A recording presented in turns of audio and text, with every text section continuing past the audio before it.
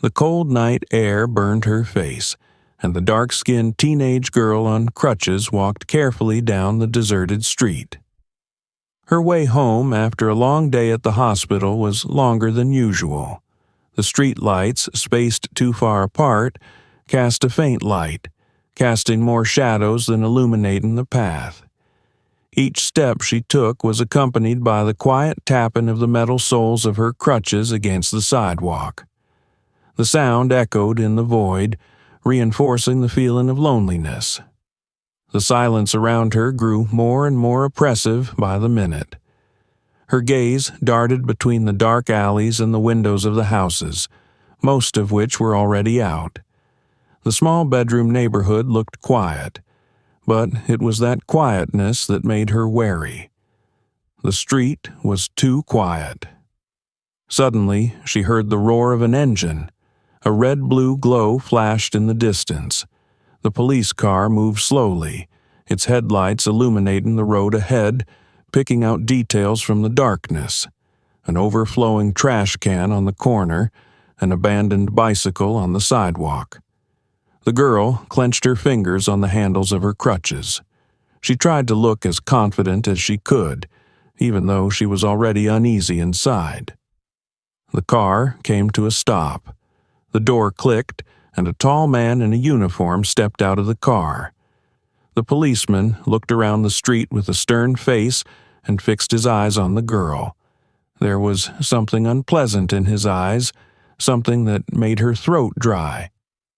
"Hey, you!" The officer's voice was loud, breaking the fragile silence. He came closer, his boots thudding against the sidewalk. The girl, trying not to show fear, stopped and met his gaze. "Where are you going so late?" he asked, tilting his head slightly to the side. There was no friendly tone in his voice, only an underlying threat. She tried to speak calmly, though her voice trembled. "Home? I live nearby." The policeman frowned and took another step closer, giving her the smell of cheap coffee and sweat. Suddenly, there was a loud barking noise from the car, and she noticed the dog, a large sheepdog, staring at her, teeth bared. "Why such a rush?" the officer continued, ignoring her words. "It's not like you're the kind of person who just walks around here at night." She swallowed. Every muscle in her body tensed. Something in his tone said he wasn't going to let her go so easily. The policeman approached, and his heavy gaze seemed to burn through her.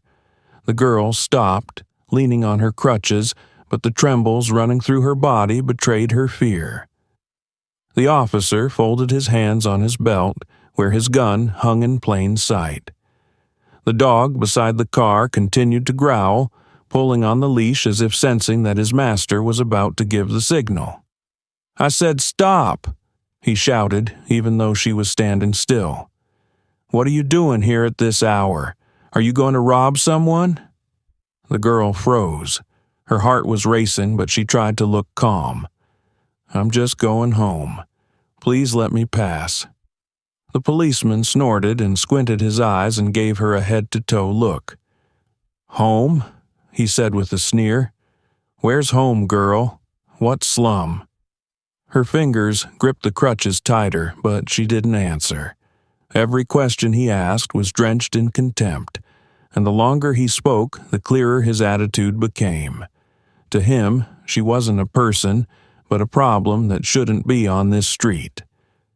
"Turn around," he said, pointing his finger. "I want to make sure you don't have anything behind you." "It's hard for me to," she began, but he stepped closer, raising his voice. "I said, turn around. Or don't you understand simple orders?" The girl staggered and turned around as best she could, feeling the pain in her leg intensify. She did it to reassure him, but anxiety was growing inside her. The officer's every gesture spoke of the fact that he was looking for an excuse for conflict. "That's better," he said with a wry grin. "Now, tell me what you're doing here. Didn't your parents teach you that normal people shouldn't walk these streets at night?" The words hurt her more than the cold wind, more than the pain in her leg. She felt her eyes fill with tears, but she couldn't let him see her weakness. "I didn't do anything wrong," she said quietly, trying to keep her voice from shaking, but it only made him hotter. "Nothing wrong?" he interjected, taking a step closer so that he was now looming over her like a mountain. "Look at you. You look suspicious alone. Or do you think I'm blind?" The dog continued to growl, making small jerks forward. The policeman tightened the leash, but the girl thought he was doing it on purpose, letting the animal get close enough for her to feel its hot breath. "You think I can't see that you're the kind of guy who looks for trouble? How old are you? 15? 16? Isn't it a little early to be sneaking around at night instead of sitting at home listening to your grandmother read the Bible? Although, knowing you, I doubt you know what that is." She felt a lump rise in her throat. The officer's words grew sharper each time, their purpose to humiliate her, to make her feel worthless. He was enjoying her silence. "Is there nothing to say?" he continued. "Usually you're all so talkative." She wanted to answer, but her tongue stuck to her palate. The policeman leaned in, his face so close that she could smell tobacco and old coffee. "Here's the thing," he said in a tone full of menace. "If you think you can walk my streets and do what you want, you're wrong. I'm in charge here. Do you understand me?" The girl nodded, not knowing what else she could do to keep him from going any further. But something in his face, in his posture, said he wasn't done yet. Let's pause for a moment.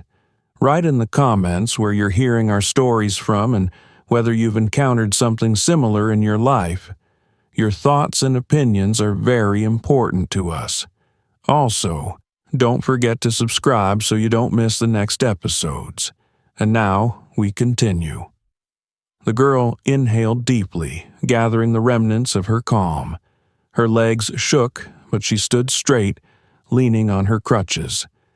Pain throbbed in her injured leg, but she tried not to show weakness. Her voice shook, but she spoke clearly. "I'm just going home. My family's waiting for me. I haven't violated anything." The policeman grinned, crossed his arms over his chest, and tilted his head. His eyes looked at her as if he thought she was not a person, but an insect that had accidentally come into his field of vision. "Home, you say?" he repeated, stretching the words as if it were a joke. "Do you have any proof? Or did you just decide to wander around other people's neighborhoods for no reason?" She froze, her hands gripping the crutches a little tighter. "This isn't a foreign neighborhood. I live here." But he didn't let her finish. His harsh laugh, more like a sneer, rolled down the empty street. "Do you live here?" he asked with obvious doubt. "Are you sure you're not in the wrong place? Or maybe you just wanted to see how normal people lived." The dog at his feet growled, as if to keep up his master's mood. The girl swallowed, feeling a cold sweat run down her back. His words were cutting, but she continued to stand straight. She knew she couldn't let him see her fear. "Show me the papers," he demanded suddenly, his voice harder. "You have papers, don't you? Or were they not issued in your neighborhood?" She frantically fumbled in her pockets. An old plastic card with her name and address trembled in her fingers. She held it out, but the policeman didn't even look at it.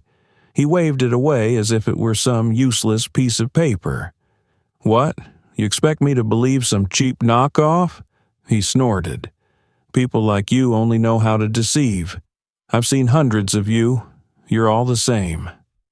His words made her shudder inwardly. She realized that no matter how much she explained, he wasn't going to listen to her. He had already made up his mind for her. "Do you think I'm a fool?" he continued, stepping closer. "Tell me what you've been doing here. Were you looking for houses to clean out? Looking for the easiest places to get in? Or were you just waiting for a chance to do something dirty?" She shook her head, her voice quieter but not broken. "I didn't do anything wrong. I just want to get home." "The house?" he repeated with a sneer. "What kind of home could you have? People like you live in cages, but you must think you're superior, walking around here at night among normal people." He said it loudly on purpose, as if he hoped someone would hear him. But there was no one around, only the cold wind, which made the feeling of alienation even worse. "You know what I think?" His voice got quieter, but even more dangerous. "You're afraid. I can see it.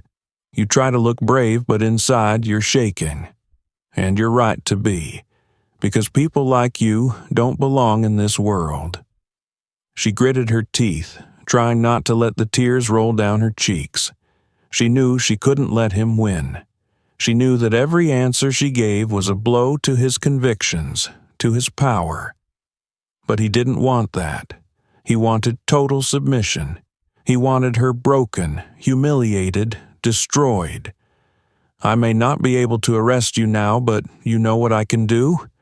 He squinted, his face contorted with gloating.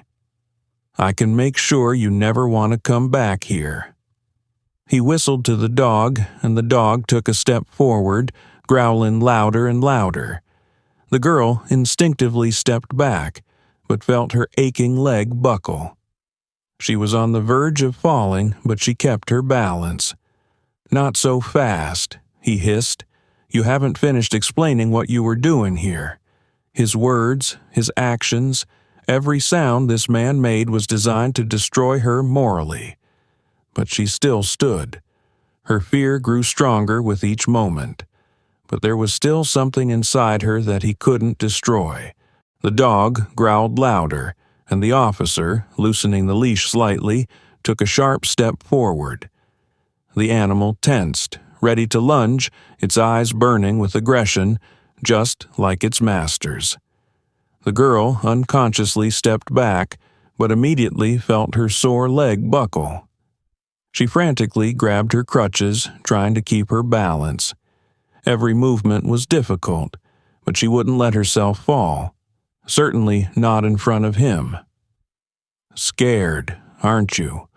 the policeman asked with a grin, playing with the leash as if considering whether or not to let the dog go. "Scared because you know you don't belong here." The girl tried to answer, but the words stuck in her throat.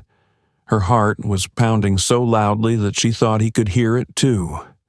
There was no one around to come to her aid. The rare passers-by who did appear in the distance tried to quicken their steps without looking in the direction of the conflict. No one wanted to interfere. No one wanted to be the center of attention of this man with the merciless gaze. The policeman stepped even closer, forcing her to retreat to the edge of the sidewalk. He grinned mockingly again, enjoying her confusion. "You know what the funny thing is?" he continued, not taking his eyes off her face. "You're all the same. You walk around here like you have a right to be among normal people. But we know who you really are." She could hardly hold back her tears.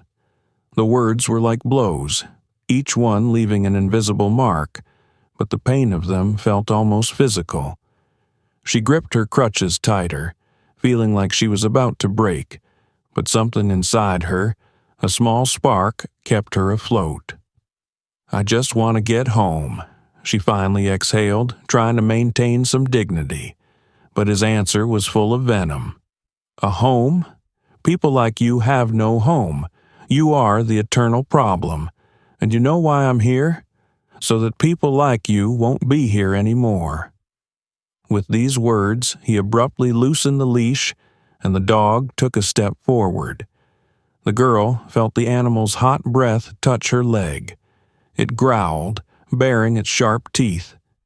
Her legs trembled again and she almost fell, but she held on, despite the pain radiating through every cell of her body. The policeman was enjoying this picture. His eyes glittered as if he had found a new toy that he could play with, breaking it gradually. "What? Are you scared?" he asked with fake concern, tilting his head. "I could have just called an ambulance, but I'm trying to help you, teach you. Who knows, maybe you'll be smarter afterward?" She felt her arms begin to weaken. The tension was becoming unbearable. The figure of a passerby flashed again in the distance. She looked at the man with a pleading look in her eyes, but he gave her a brief glance and quickened his steps, disappearing into the darkness. "See?" the policeman continued, noticing this. "Nobody's gonna stop. Nobody's gonna stand up for you. You know why? Because everybody knows who you are." The dog started barking, and its loud, threatening sound filled the street. The girl felt cornered. The situation was getting out of control. The policeman wasn't playing around anymore. He wanted to see her break, to see her fear consume her completely. "You should be grateful that I'm giving you a lesson," he continued, leaning closer, "because next time I won't be so patient." She gritted her teeth, trying not to let the tears roll down her cheeks. She knew tears would only make him happy. But inside her, everything was screaming with terror. She realized that just a little more, and he would let the dog go completely. At that moment, a car sounded in the distance. Its headlights illuminated the street, causing the policeman to look away for a moment. The girl took a deep breath, realizing that this moment might be her only chance. The dog barked louder and louder, as if its voice reflected its master's inner aggression. The girl tried not to move, not to make any sudden steps so as not to provoke the animal. The policeman standing in front of her raised his hand, demanding silence, but he was actually enjoying the sounds of fear coming from the snarling dog and her trembling body. "So," he began with feigned calmness, "if you're not hiding anything, you have nothing to fear. Isn't that so?" She was silent, only breathing heavily. Her heart was beating so loudly that it felt like it was about to burst out. His words weren't a question, it was an order, a subtle hint that resistance was futile. "Let's check it out." The cop took another step forward, his boots thudding on the pavement.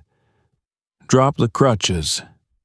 She froze, not immediately understanding the meaning of his words.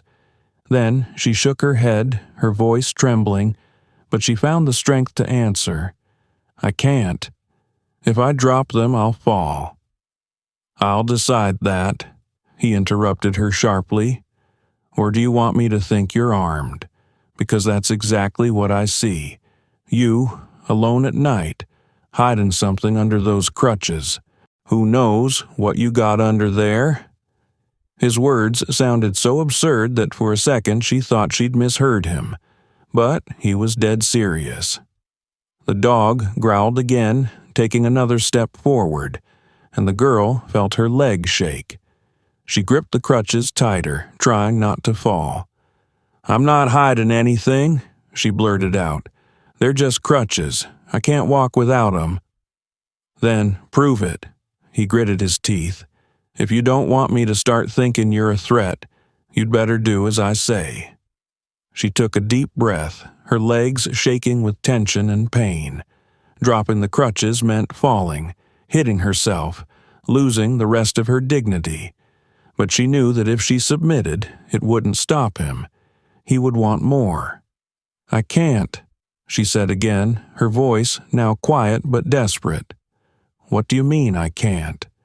His voice grew louder, almost a shout. "Are you giving me orders?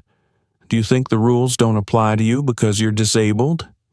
He said the word invalid with special contempt, as if it were something shameful. She gritted her teeth, feeling her eyes fill with tears, but she wouldn't let them roll.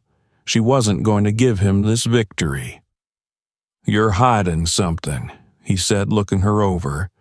"I can see it. I can see it in your eyes. I can see it in the way you're shaking. You're afraid I'll find out who you really are."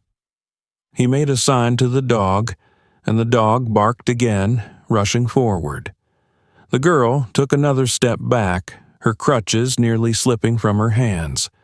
The pain in her leg intensified, but she continued to stand, even though every second seemed like an eternity. "Can't you hear me?" he shouted, his voice now full of anger. "Do you think I'm joking? Maybe I'll have to search you." She stared at him wide-eyed, realizing that this was what he really wanted. He wanted to humiliate her, break her, make her feel insignificant. "I didn't do anything wrong," she shouted back, her voice breaking into a croak. "We'll see about that," he said, leaning closer. "You're standing here, lying to my face, thinking you can act the way you want. But no, you're on my street. My rules apply here." The situation was getting worse. The girl felt that she was about to lose her balance. Her legs were shaking. Her hands could no longer hold the crutches. She looked at him, trying to find some humanity in his eyes, but she found only gloating and hatred. The policeman raised his hand to his belt as if about to do something else. The gesture made her heart sink. She didn't know what would happen next, but she sensed that he was going to overstep his bounds. An engine rumbled in the distance, a sound that could have been her salvation or another reason to be afraid. The policeman continued to advance, pausing to deliver another taunt. His words were filled with venom, each phrase a new blow to her dignity.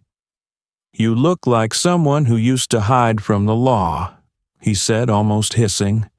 "And now you're looking at me with your scared eyes, like I'm the bad guy.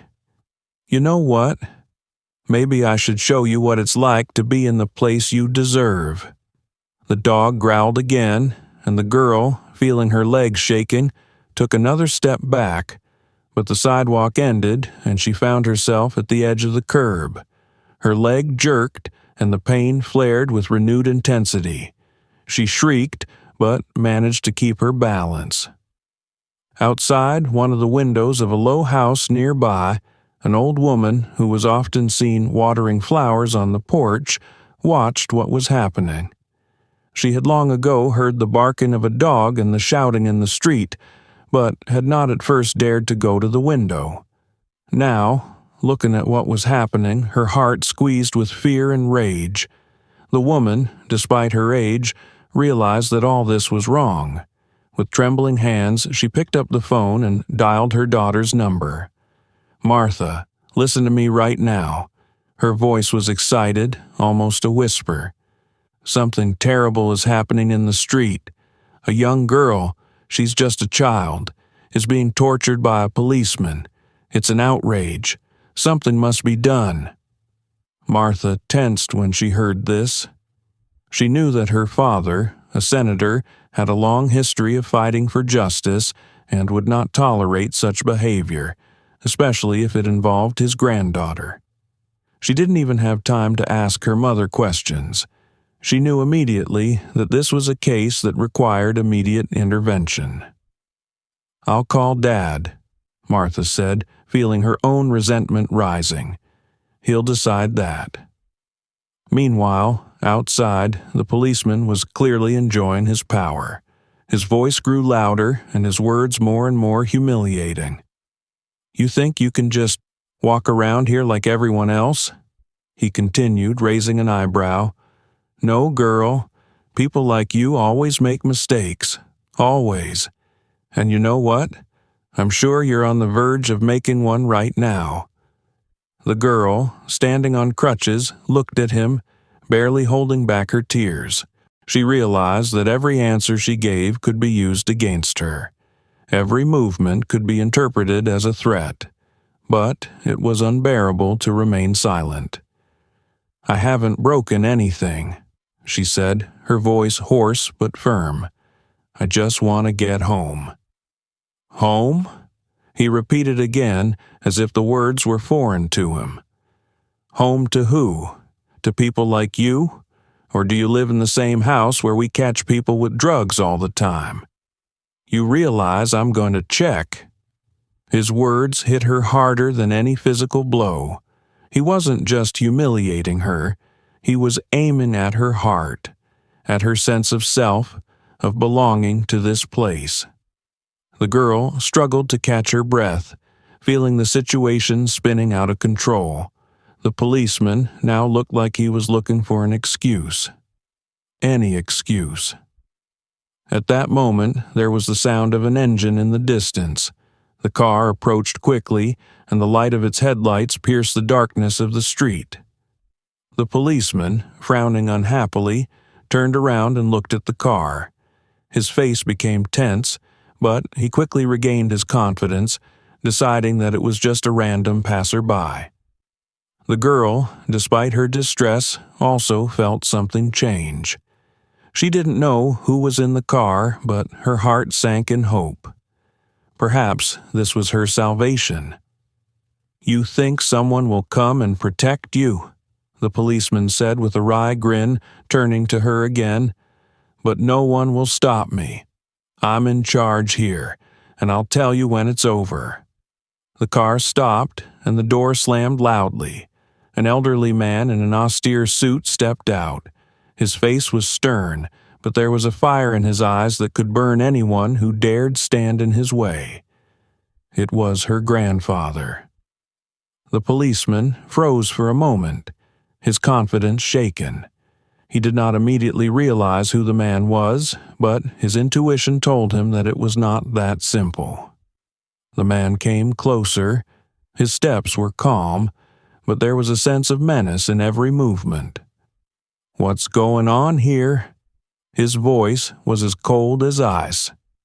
The policeman did not immediately find something to say, and the girl, seeing him, finally felt tears rolling down her cheeks. She couldn't hold back her emotions any longer. Her grandfather was here, and maybe things would change. Let's pause for a moment. Write in the comments where you're listening to our stories from and whether something similar has happened to you or your loved ones. We value your opinion. Also, subscribe so you don't miss new episodes and the continuation of this story. And now we continue. The policeman looked at the approaching man in disbelief. His face was still defiant, but an unease stirred inside. The stranger looked too confident, too out of control of the power the officer was accustomed to using to intimidate others. That didn't stop him, though. He was determined to show who was in charge. "Stand back," the policeman said sharply, turning back to the girl. His tone was uncomfortable. "That girl is a troublemaker, and I'll deal with her." The dog growled again, tightening the leash, ready to rush forward. The girl, trembling with fear and pain, tried to take a step to the side to avoid another collision, but her strength was running out. "Sit down on the ground," the policeman suddenly ordered, pointing to the asphalt in front of him. His voice was icy. "If you have nothing to hide, you'll do it. You're not hiding anything, are you?" "I can't," she whispered, her voice trailing off from the strain. "Please, I can't." "You can't?" His eyes flashed as if he'd been waiting for this. "Are you giving me orders? Or do you think you're special because you're holding these crutches? Do you think I'll let you pass just because you pretend to be weak?" The officer's words sounded like blows, each phrase an attempt to break her. The girl stood leaning on her crutches, but her knees were shaking and her arms could barely hold her body weight. She knew that if he continued, she would simply fall. "I said, sit down." He raised his voice, stepping closer. His tone became threatening, his voice overpowering even the loud barking of the dog. "You won't do it because you want me to think you're innocent. But I know your kind. All of you are cheaters, frauds. You probably think I care about you, but I don't. All I care about is that you never come here again." The girl felt her heart beating in her chest like a drum. Her breathing became ragged, her chest heaved and heaved. She couldn't understand how things had gotten this far. All she had done was walk home, and now she was standing under the gaze of a man who wanted to destroy her dignity. "Sit down on the ground," he shouted, taking another step forward. His boots were almost touching her crutches. "Or I'll do it for you. You don't want my dog to help you, do you?" The dog barked so loudly that the sound seemed to break the silence of the night. The girl knew that if she refused, he might do something even more cruel. But how could she obey? How could she sit down, knowing she could no longer get up without help? I can't."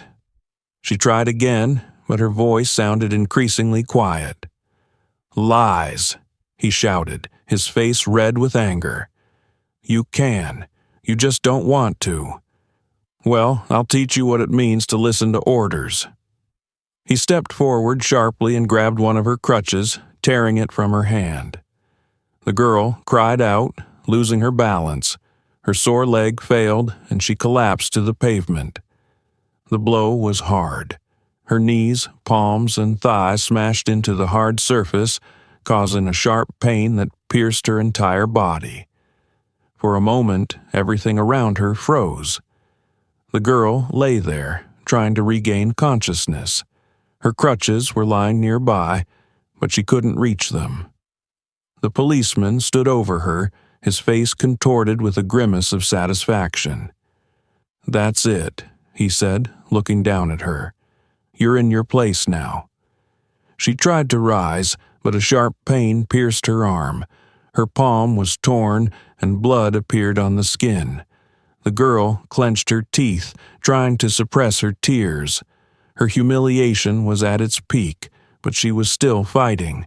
The policeman leaned over to look into her eyes. His face was so close that she could smell tobacco and sweat. "You like being on the ground, don't you?" he whispered. "Get used to it. People like you always end up here." In the distance, someone stopped to look at what was happening. It was a passerby who obviously did not know what to do. He took out his phone and started to take pictures, but noticing the policeman's stare, quickly hid it and walked away. No one wanted to get involved. No one wanted to become the next victim.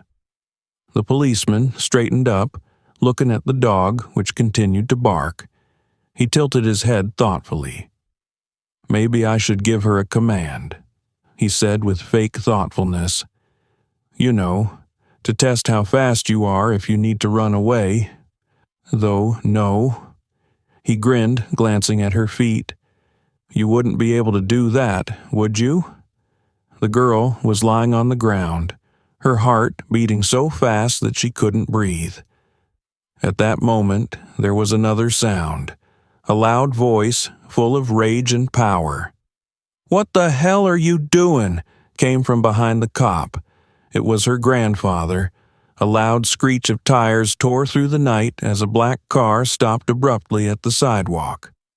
The driver's side door opened, and an elderly man in a strict dark suit stepped out of the car.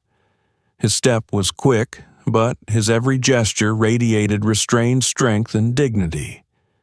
This was a man accustomed to authority, to being listened to. His gray hair and penetrating gaze immediately attracted attention. The policeman turned sharply at the sound, and his confidence cracked for the first time all evening. He did not know who the man was, but his presence gave the officer an instinctive uneasiness. "What's going on here?" The man's voice was deep, confident, but there was a barely restrained rage in it. The policeman faltered for a moment, then straightened up, trying to regain his usual smugness. "Who are you to interfere? This is police business, and I'm dealing with the intruder," he said, pointing to the girl who was still lying on the ground. The senator froze when he saw his granddaughter in such a state. His face remained stony, but his hands clenched into fists and his voice grew even colder. "Trespasser," he repeated, pronouncing the word as if he were tasting it. "Are you calling my granddaughter a trespasser?" The policeman tensed. His gaze flicked from the senator to the girl. It took him a few seconds to put it all together in his head. His confidence evaporated as soon as he realized who was in front of him. "Your granddaughter?" he asked, his voice less confident now. "Look, sir, I'm just doing my job." She was acting suspiciously. "Suspicious?" The senator's voice sharpened like a blade. "Do you think it's suspicious to lie on the ground in blood and tears?" The policeman tried to justify himself. "She refused to obey orders," he began, but the senator interrupted him. "Refused? She's on crutches." His voice grew louder, his anger no longer hidden. "What kind of orders could you have given her to be in that condition?" The policeman took a step back. He was no longer looking into the senator's eyes. His gaze was focused on the ground, on the girl, on the dog, who was now silent, as if sensing that the situation had changed. "Sir," he began in a softer voice, "she could have been armed. I just wanted to make sure it was safe." "Armed?" The senator repeated his words again, as if they were a joke. He stepped closer, his eyes burning with rage. "Tell me, officer, what sane person would consider a girl on crutches a threat? Or is your opinion of people based on something else? Maybe her skin color?" The policeman opened his mouth to reply, but he couldn't say anything. His face was pale, and he knew that any words would only make things worse. "I'll ask you one more question," the senator continued, his voice quieter now but even more threatening. "Do you always treat people this way? Or only those you consider inferior?" The girl, lying on the ground, raised her head with difficulty. She looked at her grandfather, at his confident figure, and for the first time all evening she felt something like hope. The policeman tried to pull himself together. "Look, sir, I didn't mean for things to get this far. I ... His words were confused. He didn't know how to justify his actions anymore. "You didn't?" The senator stepped even closer. Now he was standing right in front of the officer. "So, you accidentally knocked the girl's crutches off? Accidentally let a dog scare her half to death? Accidentally humiliated her by making her feel like trash?" "It wasn't like that," the policeman muttered, but the senator interrupted him. "Silence." His voice sounded so loud and commanding that the policeman instinctively tensed. "You think your uniform gives you the right to be above the law? You're wrong. Today, I'm going to make sure you understand that." At that moment, people began to gather in the street. Some came out of their houses, others stopped on the sidewalks. Everyone was silently watching what was happening. Some of them took out their phones, filming it on video. The policeman noticed them and realized that his actions were now in the public domain. The senator turned to the girl. His face softened as he looked at her. "Are you okay?" he asked, sitting down next to me. She shook her head, and the tears flowed down her cheeks again. But she felt that she was no longer alone. Her grandfather was there for her, and she knew he wouldn't hurt her. The senator straightened up and turned to the officer. "I'll make sure you never wear that uniform again," he said coldly. "Now get out of here before I call my men." The policeman, having lost all his authority, hurriedly retreated. He took the dog and fled in his car. The senator watched him until the car was out of sight. But this was only the first battle. He knew the real war would begin tomorrow. The policeman, white with fear and humiliation, tried to return to the car, but the senator did not let him get away so easily. His voice, which sounded like a hammer, stopped the officer halfway.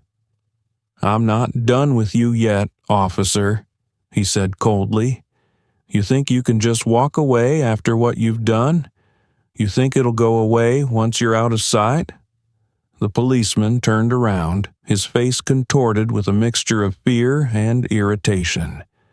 He knew that the situation was out of control, and his every action was now under the scrutiny not only of the senator, but also of the assembled bystanders. Several phones were already up, cameras on. People were silently recording what was happening. "Sir," he began, trying to regain his authority, "I was doing my job. This girl was acting suspiciously, and I had every right to—" "Full right?" The senator interrupted him, stepping forward. His voice was louder than any other sound on the street. "The full right to what? To humiliate a child? To beat the crutches out of her and leave her lying on the ground? To use her as a target for his aggression? Tell me, officer, when did this become your job?" The policeman remained silent. He realized that any word against the senator would only worsen his situation. More and more people were beginning to gather around, and every look directed at him was full of condemnation. The girl, lying on the ground, raised her head. Her face was stained with dust and tears, and the pain of the fall still reverberated in every cell of her body. She looked at her grandfather, who had defended her with such zeal, but the feeling that her humiliation could not be erased was eating her up inside. "You should have just obeyed," the policeman said suddenly, turning to the girl. His voice shook, but he was still trying to find an excuse. "All of this could have been avoided if you had done what I said." The senator turned toward him with such fury in his eyes that the officer involuntarily took a step back. "Are you accusing her?" the senator asked, his voice low and threatening. "You, a grown man with a dog, accuse a teenager on crutches of disobeying your absurd orders? You knocked her crutches out, made her fall, and now you're trying to blame her?" The officer began, but the senator interrupted him again. "Shut up," he shouted. "You will not say another word. I'm going to make your every action tonight known to all who can see and hear." The crowd began to buzz. Someone shouted from a distance, "Justice for the girl!" The policeman realized he was no longer in control of the situation. He looked confused, like a man who had just realized that his actions had consequences. "I demand a full investigation," the senator said, turning to the cameras. His voice was loud enough for everyone to hear. "I'm here. No one's going to hurt you anymore." But she couldn't stop the tears. The pain was too intense, not only physically but also mentally. She knew that these people making the video could see her humiliation. She knew that not even her grandfather would be able to erase what had happened. Her name would be linked to that horrible moment, to that police officer who didn't see her as a human being. The senator stood up again and turned to the policeman. "Can you hear me?" he asked, coming closer. "Do you think you can get away? Hide behind your uniform? I will make your face, your name, and your actions known to everyone." The crowd began to cheer him, shouting words of approval. The policeman, who had finally lost all confidence, took another step back. He realized there was nothing more he could say or do. I didn't mean to," he muttered, but his voice was drowned in the noise of the crowd. The senator turned to the cameras again. "This girl is my granddaughter," he said loudly, looking directly into the lenses of the phones. "But I'm not just doing this for her. I'm doing it for every child, every person who has ever faced this kind of humiliation. We won't let people like him go on. We will not let it happen again." The crowd erupted in applause, but the girl sitting on the ground felt no relief. This was not the end for her, but the beginning of a long journey. She knew that her grandfather would do his best to protect her, but the scars, both on her body and soul, would remain forever. The senator held out his hand to her, helping her to stand. She rose to her feet, leaning on his shoulder. Together, they walked toward the car, leaving the policeman and the assembled people behind. But this moment would haunt them both for a long time to come. The events of that night quickly became public. Videos taken by passers-by went viral on social networks. Every second of the girl's humiliation, every sharp order from a police officer, every shout from a senator, it all went viral. People across the country discussed what happened, splitting into two camps. Some supported the senator, calling him a hero who protected his granddaughter from systemic injustice. Others defended the officer, saying he was only doing his job. But to the girl, the controversy meant nothing. Her world had changed forever. The senator kept his promise. On the same day, he contacted prosecutors and human rights activists, demanding an immediate investigation. The policeman was suspended, and then a hearing began to review his actions. However, even this apparent justice did not bring relief to the girl. She knew that no punishment would bring back the sense of security that had been shattered that night. Several weeks passed. Television reports followed one after another, each program discussing the incident. Studio guests argued about racism in the police, about abuse of power, about children's rights. The girl's name was heard everywhere, her picture was shown on the screens. But every mention reminded her of what she had been through. She sat in her room, staring out the window where the rain was falling. The wind swayed the trees as if reminding her of that night. Her legs still hurt, the marks from the fall still healing. But worst of all was the mark that was left in her soul. She could feel the fear becoming part of her essence.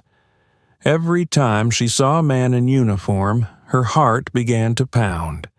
She caught herself avoiding the streets where she might encounter the police.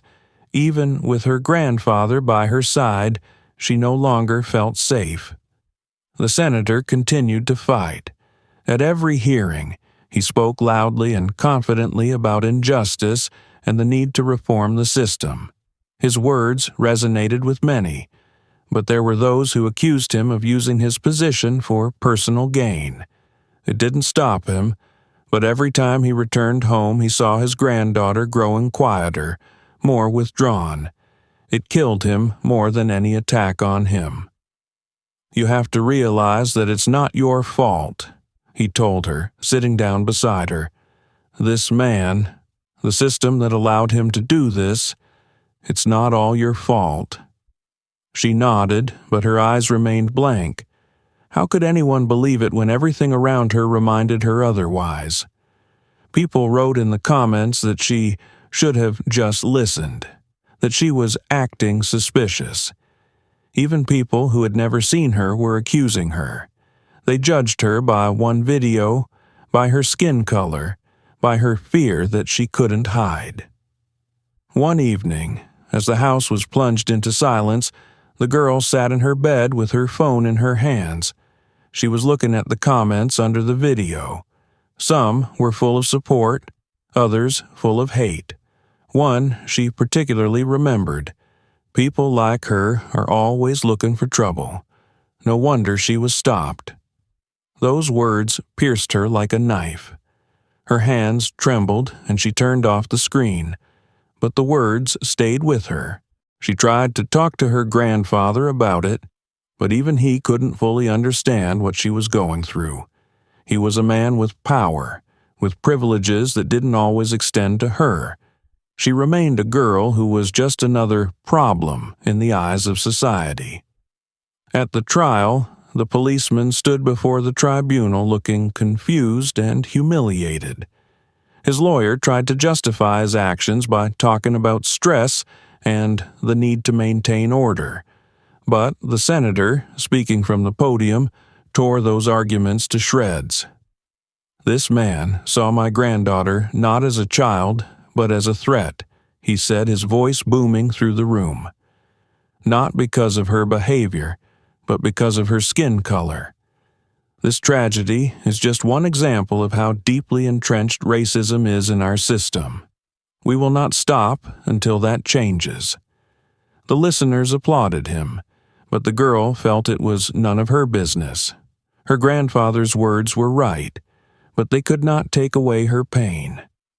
To her, that applause was an empty sound. She knew this was not the end. Every time she walked outside, she would feel the stares. Every time she passed a police car, her heart would clench with fear. When the trial was over, the policeman was fired and the senator announced that he would seek legislative changes. But the girl knew this was only a small victory. Her life would never be the same again. She realized that even with a powerful family, being black on crutches meant always being a target. The echoes of that tragedy would echo in her heart for a long time to come, reminding her that justice is often only an illusion. Share your thoughts on this story in the comments. How do you feel about the situation described here? Have you or someone close to you experienced something similar, faced racism, injustice, or abuse of power? It's important for us to hear your story because every voice matters. These topics affect us all, and your opinions help us continue to talk about what really matters. Your comments are more than just words to us. They are testimonies. They are support. They are part of the big picture we are trying to paint to draw attention to issues that cannot be ignored. We sincerely appreciate each of you and are grateful that you take the time to share your experiences and thoughts. If you want stories like these to keep coming out, to be talked about and not left in the shadows, subscribe to our channel. This will help us tell more stories that can touch hearts and make you think. Give us a like if this story made you emotional and share it with those who might care about it. Thank you for being with us, and may your day be filled with kindness, respect, and light.